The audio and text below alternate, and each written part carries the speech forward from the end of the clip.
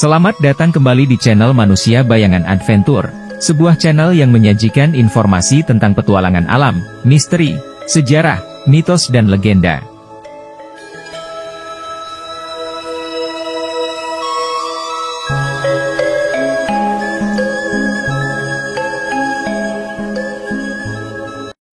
Assalamualaikum warahmatullahi wabarakatuh. Saat ini saya berada di sebuah situs kuno,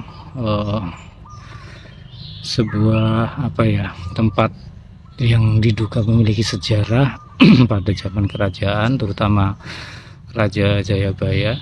Dan di belakang saya ini adalah bangunan menyerupai sebuah makam yang diduga adalah makam dari Empu Sedah. Dan Empu Sedah ini adalah seorang tokoh yang terkenal atau pujangga terkenal ya, yang menulis Kakawin Bharatayuda. Terkait benar tidaknya ini adalah makam sang empu, saya tidak tahu dan tidak berani memastikan, karena dari masyarakat sekitar pun juga banyak yang tidak tahu.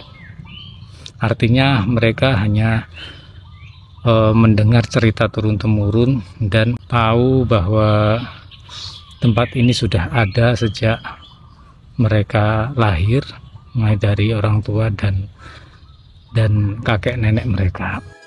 Empu Sedah adalah seorang pujangga sastra Jawa yang terkenal menulis Kakawin Bharatayuda dalam bahasa Jawa kuno.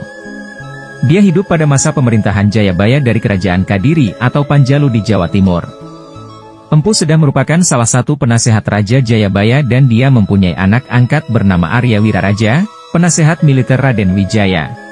Akan tetapi Kakawin Bharatayuda yang ditulis Empu Sedah pada abad ke-11 ini harus dilanjutkan oleh Empu Panuluh hingga selesai. Hal ini dikarenakan Empu Sedah dihukum mati oleh pihak Istana Kadiri karena diduga memiliki hubungan gelap dengan permaisuri raja. Menurut salah satu versi peneliti sejarah yang beredar, Empu Sedah dimakamkan di tempat ini, yakni yang saat ini masuk wilayah Dusun Sedah Desa Pulai Kecamatan Modo Kabupaten Lamongan Jawa Timur.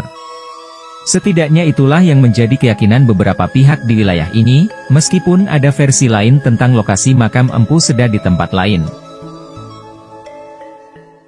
Lalu kenapa Empu Sedah dimakamkan di wilayah Lamongan, sedangkan Kerajaan Kadiri atau Panjalu berada di wilayah Kediri? Ikuti terus videonya, jangan lupa tekan tombol like dan subscribe bagi yang belum.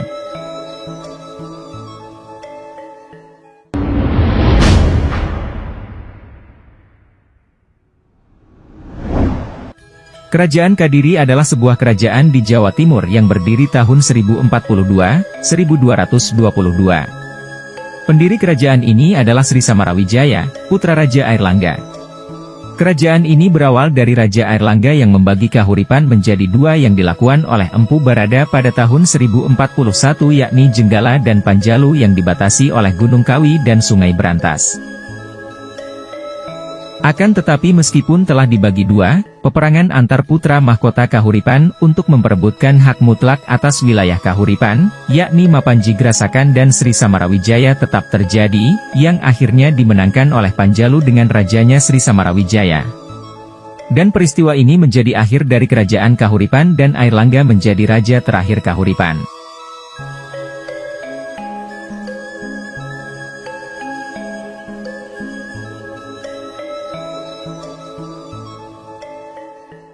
Empu Sedah sendiri adalah seorang pemuda tampan yang berasal dari sebuah desa di selatan ibu kota Kediri. Meskipun dari kasta Sudra, ia memiliki kecerdasan yang luar biasa, sehingga ketika Prabu Jayabaya mencari penerjemah kitab Mahabharata ke dalam bahasa Jawa kuno, Empu Sedah dipercaya untuk menyalin kitab tersebut ke dalam bahasa Sanskerta. Bukan hanya sebagai penulis Kakawin Bharatayuda, Empu Sedah pun diangkat menjadi salah satu penasehat Raja Jayabaya. Dan menurut salah seorang pemerhati sejarah, Empu Sedah tinggal di wilayah Dusun Sedah ini bersama para sentana kerajaan lainnya sebelum akhirnya diangkat menjadi penasehat raja dan pindah ke ibu kota Kadiri.